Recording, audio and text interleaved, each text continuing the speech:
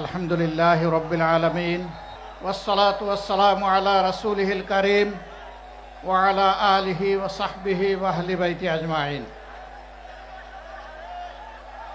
গণভোটের রায় বাস্তবায়ন এবং জনদুর্ভোগ লাঘবের দাবিতে আয়োজিত রাজশাহী বিভাগীয় 11 দলীয় ঐক্যের এই সমাবেশের সম্মানিত সভাপতি,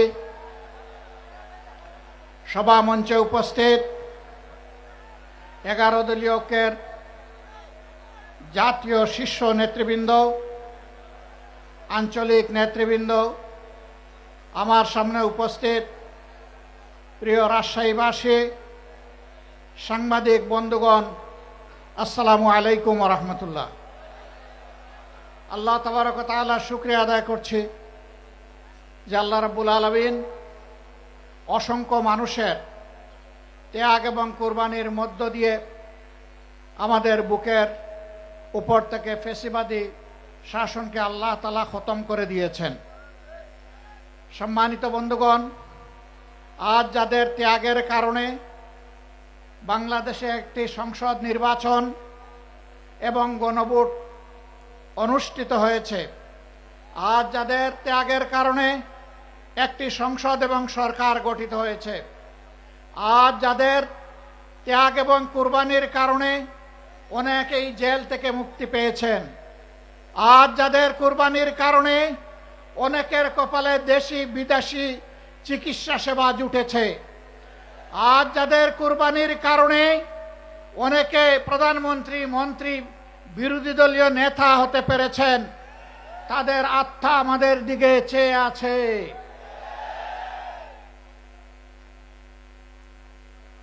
আল্লাহ রাব্বুল আলামিন সব কিছুর পূর্ণাঙ্গ এবং নির্ভুল সাক্ষী।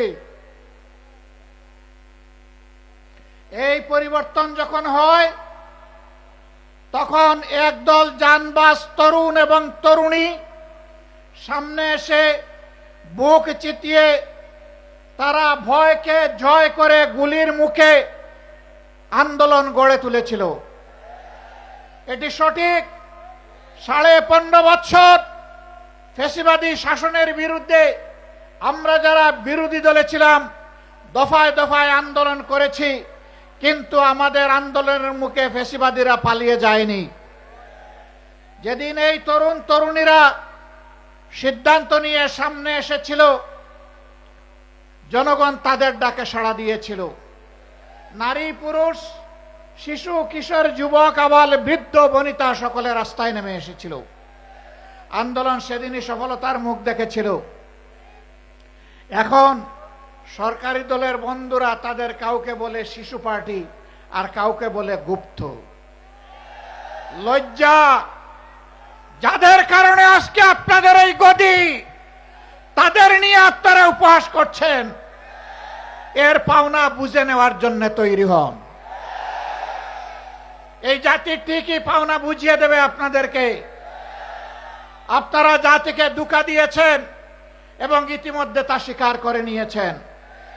আপনাদের নেতা বলেছিলেন, আমরা যদি ধোঁকা দেই আগামীতে জনগণ আমাদেরকে আস্থা করে নিক্ষেপ করবে। সেই আস্থা করে দেখার জন্য আপনারা তৈরি হন। গণভোটের রায় অগ্রাহ্য করার মানে হচ্ছে এদেশের জনগণকে অপমান করা, তাদের ভোটকে অস্বীকার করা, তাদের রায়ের প্রতি বৃদ্ধাঙ্গুলি দেখানো। মনে রাখবেন, জনগণের বিরুদ্ধে দাঁড়িয়ে অতীতে কেউ কোনোদিন রেহাই পায়নি, আপনারাও রেহাই পাবেন না। সময় থাকতে অনুরোধ করি, এখনো সৎ পথে ফিরে আসুন। জাতির সাথে গাদ্দারি বেঈমানি করবেন না। আপনারা এসে বলুন, আমরা ইতিমধ্যে যা করেছি ভুল করেছি, আমরা জনগণের দেওয়া রায়, গণভোটের রায় আমরা বাস্তবায়ন করব। হয়তো জনগণ তখন আপনাদেরকে ক্ষমা করবে। আপনারা বলেন আপনারা নাকি সংস্কারের প্রবক্তা। আপনাদের আগে কেউ সংস্কার কর্মসূচি ঘোষণা করে নাই, কিন্তু আফসোস আপনাদের সংস্কার কর্মসূচির প্রথম দফার সাথে আপনারাই আজকে গাদ্দারি করছেন। এই দফায় লেখা আছে, আপনারা যদি নির্বাচিত হন তাহলে এই দেশকে মেরামত করা লাগবে, আর মেরামত করতে হলে সংবিধানের সংস্কার সাধন করা লাগবে। আজকে আপনারা বলছেন সংস্কার কি জিনিস সংবিধানের আপনারা বুঝেন না। তাহলে কি আপনারা শিশুর মতো না বুঝে প্রথম দফায় লিখেছিলেন? আপনারা আপনাদের ইশতেহারে লিখেছিলেন বাংলাদেশের কোথাও অনির্বাচিত কোনো জনপ্রতিনিধি থাকবে না। সরকার গঠন হওয়ার পর 42টা জেলায় ইতিমধ্যে আপনারা প্রশাসক নিয়োগ করেছেন। প্রশাসক কি নির্বাচিত জনপ্রতিনিধি? তা আপনারা তো আপনাদের ইশতেহারের সাথেই তো বিশ্বাসঘাতকতা করছেন। প্রিয় দেশবাসী, আপনারা আগে বলেছিলেন আপনারা বিচার বিভাগের স্বাধীনতা নিশ্চিত করবেন। এখন আপনারা সেই যে অর্ডিন্যান্স ছিল সেই অর্ডিন্যান্সের আপনারা বিরোধিতা করছেন এবং আপনারা বলছেন এটা এখন আপনারা করবেন না। তার মানে বিচার বিভাগকে নিজেদের হাতের মুঠায় রেখে আগামী দিনে আপনাদের আকাম কুকামের প্রতিবাদ যখন জনগণ করবে তখন সেই বিচার বিভাগকে অতীতের ফ্যাসিবাদী কায়দায় জনগণের বিরুদ্ধে আপনারা কাজে লাগাতে চান।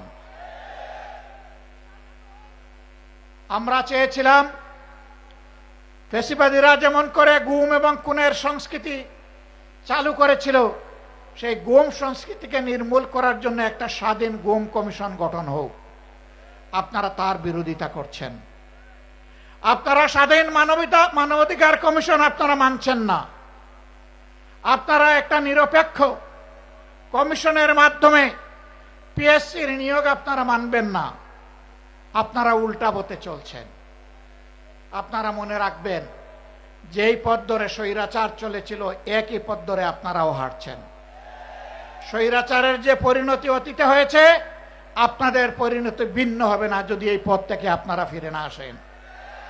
এই সংসদের মেয়াদ মাত্র গেল 2.5 মাস। আমরা চাইনি এখনই আপনাদেরকে শক্ত করে ধরতে আমরা সুযোগ দিতে চেয়েছি যে আপনারা আপনাদের ভুলকে সংশোধন করুন। মনে রাখবেন, আমাদের এই উদারতা যেন কোনো দুর্বলতা হিসেবে আপনাদের কাছে ধরা না দেয়। ভালো কাজ করবেন, আমরা পানির মতো তরল। মন্দ এবং অন্যায় কাজ করবেন, জনগণের বিরুদ্ধে অবস্থান নেবেন, আমরা ইস্পাতের চাইতেও কঠিন হয়ে দাঁড়াবো সেদিন। দেশ এবং জনগণের কোনো ক্ষতি আমরা মেনে নেব না। আপনাদের নেতা বলেছিলেন দুর্নীতিকে টুটি চেপে ধরবেন। আপনারা ক্ষমতায় এসেই বললেন যদি সমঝোতার ভিত্তিতে কিছু নেওয়া হয় এটা চাঁদা হবে না। ধিক্কার জানাই। আজকে আপনাদের পরিচয় হয়েছে, আপনাদের নাম ছিল জাতীয়তাবাদী দল, এখন মানুষ বলে চাঁদাবাজি দল। একজন চাঁদাবাজকেও আপনারা কবজায় আনেন নাই। জনগণ বিশ্বাস করতে বাধ্য হবে মাথা থেকে পায়ের পাতা সবাই চাঁদাবাজ। নাইলে কেন চাঁদাবাজি বন্ধ হচ্ছে না? সব জায়গায় কেন দুর্নীতির মহা উৎসব চলছে? গায়ের জুড়ে সব জায়গায় রাজনৈতিক দখলবাজি কেন চলছে? বাংলাদেশ ব্যাংকের মতো সেন্ট্রাল ব্যাংকের জায়গাটাও আপনারা ঠিক রাখলেন না। সেখানে একজন দলখানা লোককে আপনারা, অযোগ্য লোককে আপনারা বসাই দিলেন।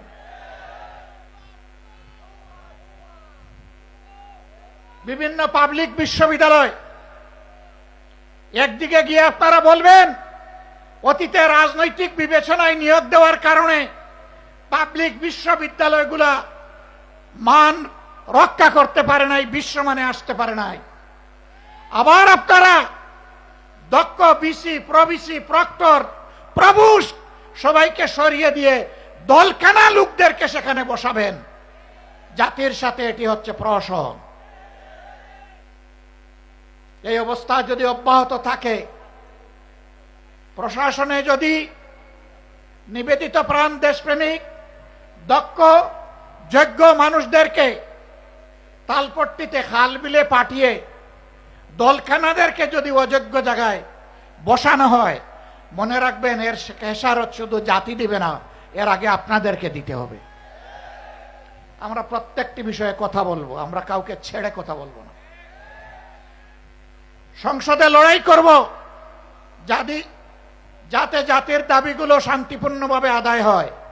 যেখানে স্পিকারের অনুমতি নিয়ে কথা বলা লাগে, কিন্তু সেখানে যদি কথা বলতে দেওয়া না হয়, অথবা আমরা যদি জাতীয় সমস্যার সমাধান সেখানে খুঁজে না পাই, তাহলে আমরা ওখানে চলে আসব যেখানে কথা বলার জন্য স্পিকারের কোনো অনুমতি লাগবে না। আমরা তখন জনগণের পার্লামেন্টে চলে আসব। সম্মানিত ভাইয়েরা,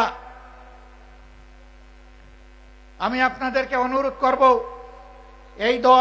এই দেশ কোনো দলের নয়, গোষ্ঠীর নয়, পরিবারের নয়। এই দেশ 20 কোটি মানুষের। আমাদের সকলকে এক একজন সাচ্চা পাহারাদার হয়ে দাঁড়াতে হবে। অন্যায়ের বিরুদ্ধে এক একজন যোদ্ধার ভূমিকায় অবতীর্ণ হতে হবে।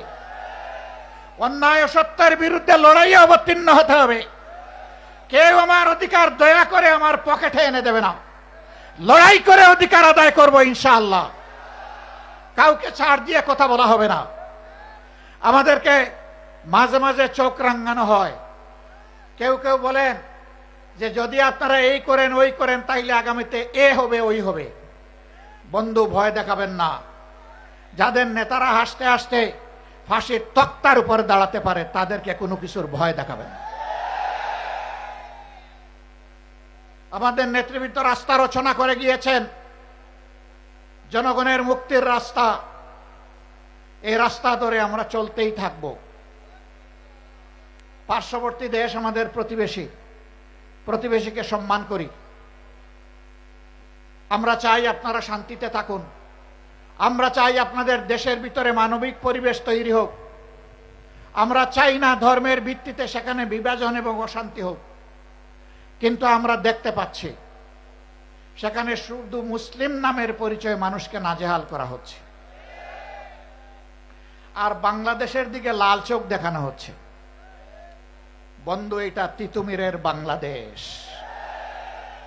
হাজী শরীয়তুল্লাহর বাংলাদেশ, শাহ মখদুমের বাংলাদেশ। এই বাংলাদেশের দিকে চোখ রাঙাবেন না। হুমকি ধমকি দিবেন না। আমরা চাই আমরাও শান্তিতে থাকি। আমরা চাই আপনারাও শান্তিতে থাকুন। আমাদের শান্তি নিয়ে টান দিলে কারো শান্তিই থাকবে না। আমরা বিশ্ব সম্প্রদায়ের প্রতি আহ্বান জানাবো, এখন সেখানে যে মানবিক বিপর্যয় চলছে, আমরা এই ব্যাপারে আপনাদের বক্তব্য জানতে চাই, আপনাদের পদক্ষেপ দেখতে চাই। এই বিপর্যয় বন্ধ হোক। আমরা বাংলাদেশে কোনো সাম্প্রদায়িক অশান্তি সৃষ্টি করতে কাউকে দেব না। এই দেশ মুসলমান, হিন্দু, বৌদ্ধ, খ্রিস্টান সকলের। এদেশে যারাই জন্মগ্রহণ করবে তারা সমান মর্যাদার ভিত্তিতে নাগরিক অধিকার ভোগ করবে। এটাই বাংলাদেশের ঐতিহ্য। আমরা যে কোনো মূল্যে এই ঐতিহ্য রক্ষা করব ইনশাআল্লাহ। আমাদের ঐতিহ্যের দিকে কেউ যেন কালো হাত এবং নখর না বাড়ায়। যদি বাড়ায় তাহলে 20 কোটি মানুষের 40 কোটি হাত তা রুখে দেবে ইনশাআল্লাহ। সম্মানিত ভাইয়েরা,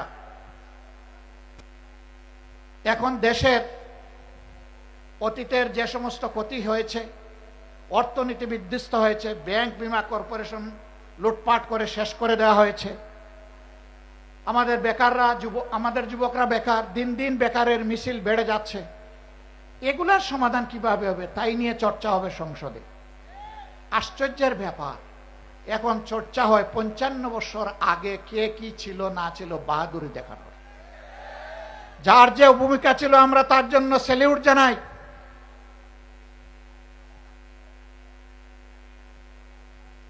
আমরা যার যে ভূমিকা আছে তার জন্য অবশ্যই স্যালিউট জানাই। কিন্তু একটা জাতি যদি ভবিষ্যতের দিকে না তাকায়া চিংড়ি মাছের মতো শুধু পিছনের দিকে তাকায়, এই জাতি জীবনে এগিয়ে যেতে পারবে না। ইতিহাস আমরা চর্চা করব, কিন্তু ইতিহাস নিয়ে পড়ে থাকবো না। ইতিহাস চর্চা করব ইতিহাস থেকে শিক্ষা নেওয়ার জন্য। তো ইতিহাসের সাথে বেইমানি করলে একটা জাতিকে কতটা মূল্য দিতে হয় তা জানার জন্য। আমাদের অনেক সমস্যা। বাংলাদেশের 4 ভাগের 1 ভাগ পদ্মা এবং তিস্তার কারণে এখন প্রায় মরুভূমি হয়ে গিয়েছে। আওয়ামী লীগের প্রথম সরকার ক্ষমতায় আসার পর পরীক্ষামূলকভাবে 15 দিনের জন্য ফারাক্কা বাঁধ এটা বাস্তবায়নের সুযোগ দিয়েছিল, এর কার্যক্রম চালানোর সুযোগ দিয়েছিল। 55 বছরেও 15 দিন শেষ হয় না। ইতিমধ্যে পদ্মা শুকনা মৌসুমে মরুভূমি, আর বর্ষার মৌসুমে এটা দুর্ভোগের কারণ। এখন এই মৌসুমে কৃষকের পানির প্রয়োজন, সাধারণ মানুষের পানীয় জল দরকার, এখন পানি নেই। সরকারকে আমরা সাধুবাদ জানাই, ইতিমধ্যে পদ্মা ব্যারেজের ঘোষণা দিয়েছেন, কিন্তু এটা যেন শুধু লোক দেখানো ঘোষণা না হয়, এই ঘোষণা যেন বাস্তবে রূপ নেয়। তার পাশাপাশি আমরা আরো দৃঢ়ভাবে বলবো, তিস্তা সহ ওই 3টা নদীর পাড়ের মানুষের 2.5 কোটি মানুষের দুঃখ দুর্দশা দূর করার জন্য তিস্তা মহাপরিকল্পনা অবশ্যই বাস্তবায়ন করতে হবে।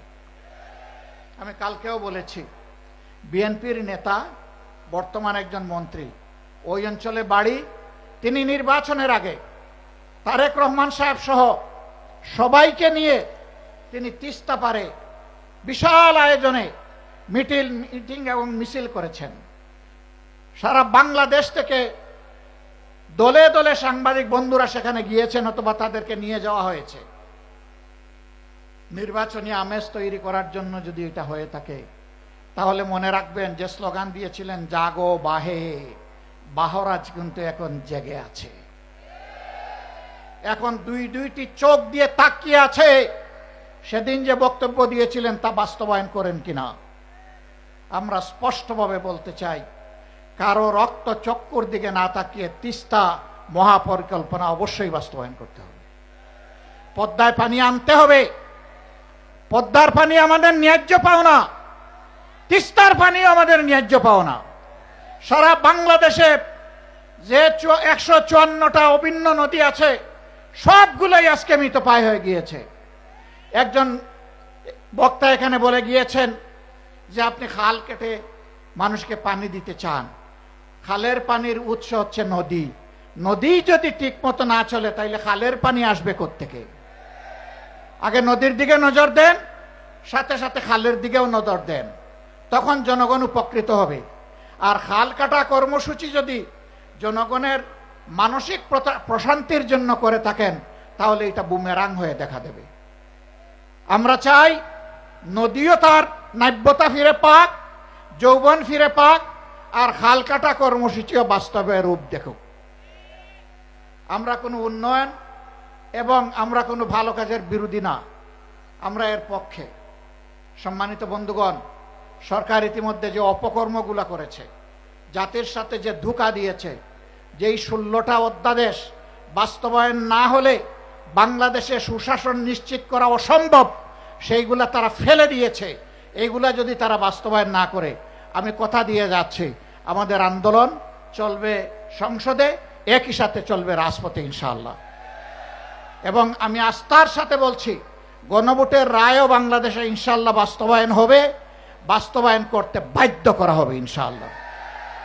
গণভোটের রায় যদি বাস্তবায়ন হয়, তাহলে দেশে সুশাসনের পথ সুগম হবে, না হয় অতীতের চাইতে ভয়াবহ স্বৈরশাসন জাতির গাড়ি চেপে বসবে। আমি শেষমেশ আপনাদেরকে আহ্বান জানাতে চাই, আসুন দুর্নীতিবাজ আর চাঁদাবাজ এদের বিরুদ্ধে আমরা সামাজিক ঐক্য গড়ে তুলি, আমরা মানুষকে সচেতন করি, গণপ্রতিরোধ গড়ে তুলি। চাঁদাবাজরা আসলে তাদের প্রতি উত্তম মেহমানদারির ব্যবস্থা করি, তারপরে প্রশাসনের হাতে তুলে দেই।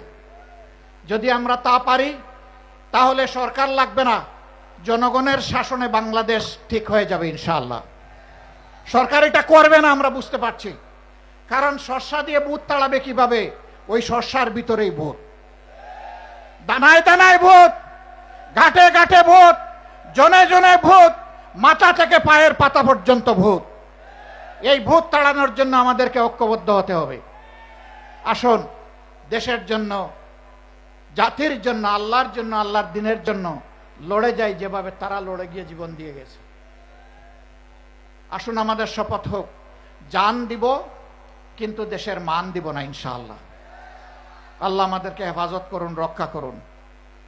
আজকের এই জনসভা সফল করার জন্য 11 দলের পক্ষ থেকে আমিও আপনাদের সকলকে আন্তরিক কৃতজ্ঞতা জানাচ্ছি, ধন্যবাদ জ্ঞাপন করছি। আজকে আমাদের সহকর্মীরা এখানে নেতৃবৃন্দ যে বক্তব্য দিয়েছেন, সেই বক্তব্যগুলো বুকে ধারণ করে আসুন এই সমাজ বদলে দেওয়ার জন্য আমরা এগিয়ে যাই। আল্লাহ হাফিজ। বাংলাদেশ জিন্দাবাদ। 11 দলীয় ঐক্য জিন্দাবাদ।